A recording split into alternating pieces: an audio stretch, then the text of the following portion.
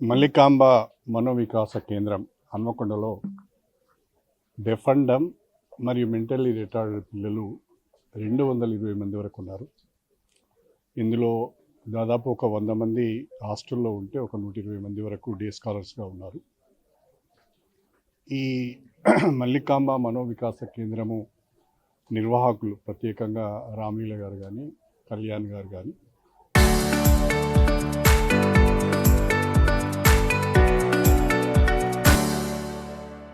ఈ సంస్థను నడపడానికి అనేక రకాలైన ఆర్థిక ఇబ్బందులతో పాటు ఇతర సమస్యలు కూడా ఎదుర్కొంటున్నారు.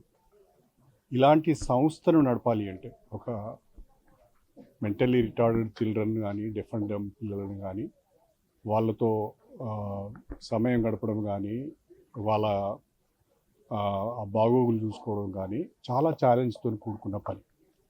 అలాంటి పరిస్థితుల్లో సమాజము ఈ నిర్వాహకులకు అండగా తోడుగా ఉండవలసిన అవసరం ఉన్నది.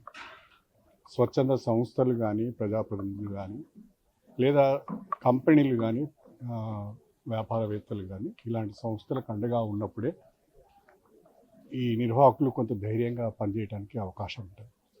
ఒక 25 సంవత్సరాల క్రితం నాకు ఈ సంస్థతో పరిచయం ఏర్పడ్డది. పరిచయం ఏర్పడిన తర్వాత దాదాపుగా ప్రతి సంవత్సరం ఏదో ఒక సందర్భంగా సమస్య సంస్థకు వచ్చినప్పుడు రామలీల గారు కానీ, కళ్యాణ్ గారు కానీ సమస్యను నా దృష్టికి తీసుకొచ్చినప్పుడు మానవతా దృష్టితో పరిష్కరించే ప్రయత్నం చేస్తున్నాం. ఆర్థికంగా కూడా అన్ని రకాలుగా ఆదుకునే ప్రయత్నం కూడా చేస్తున్నాం. ఇలాంటి సంస్థలు నడిపే వాళ్లకు ప్రభుత్వం కూడా తోడ్పాటు అందించవలసిన అవసరం ఉన్నది. ఎందుకంటే నేను ఇంతకుముందే చెప్పినట్టుగా మామూలుగా మన ఇళ్లలో పిల్లలు అల్లరి చేస్తేనే వాళ్ళని తిట్టడమో కొట్టడమో జరుగుతుంది. కానీ ఈ పిల్లలకి ఏం తెలియదు, కనీసం ఏ సమయానికి అన్నం తినాలి అనేది కూడా తెలియదు. అలాంటి పరిస్థితుల్లో వాళ్ళను పెంచడము, వాళ్ళను సాకడం అంటే సామాన్యమైన మాట కాదు. వాళ్ళకి అన్ని రకాలుగా మనోధైర్యాన్ని ఇవ్వవలసిన అవసరం ఉన్నది. నా మటుకు నేను గత 25 సంవత్సరాలుగా ప్రత్యేకమైన దినాలు, పండుగలు కానీ, పుట్టినరోజులు కానీ అలాంటివి ఏమున్నా కూడా సంస్థకు వస్తున్నాం, పిల్లలతో సమయాన్ని గడుపుతున్నాం, వాళ్ళకు కావాల్సిన సౌకర్యాలు కల్పిస్తున్నాం. ఇప్పుడు కూడా దాదాపుగా 200 మంది పిల్లలకు ఉగాది పండుగ రోజున కొత్త బట్టలు ఇవ్వడం, వాళ్ళతో పాటు పండుగ వేడుకలలో పాల్గొనడం చాలా సంతోషంగా ఉంది. నేను బడా పారిశ్రామికవేత్తలకు, బడా వ్యాపారవేత్తలకు మీరు సిఎస్ఆర్ కింద ఇచ్చే నిధులు ఎక్కడో ఖర్చు పెట్టడం కాకుండా ఇలాంటి సంస్థలకును ముందుకు వచ్చి ఆదుకోండి. మహానుభావులు కీర్తిశేషులు రామోజీరావు గారు ఇక్కడ ఈ పిల్లల కొరకు ప్రత్యేకంగా ఒక బిల్డింగ్ కట్టించి ఇచ్చాడు.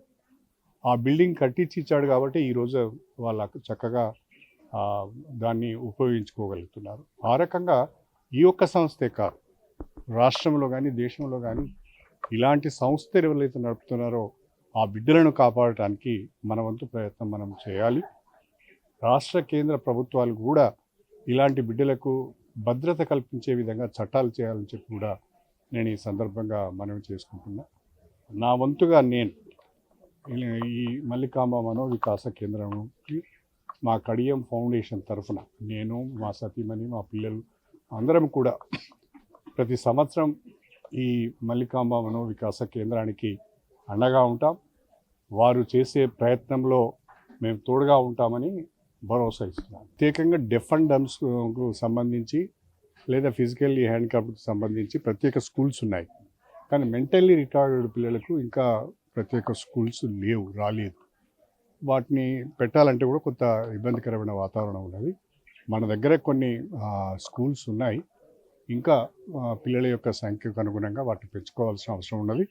తప్పకుండా నేను ఈ విషయాన్ని శాసనసభలో లేవనెత్తి ఎక్కువ స్కూల్స్ ఈ ఫిజికల్లీ ఛాలెంజ్డ్, మెంటల్లీ ఛాలెంజ్డ్ పిల్లలు ఎవరైతే ఉన్నారో వాళ్ళకి ఏర్పాటు చేసే విధంగా ప్రయత్నం చేస్తాను.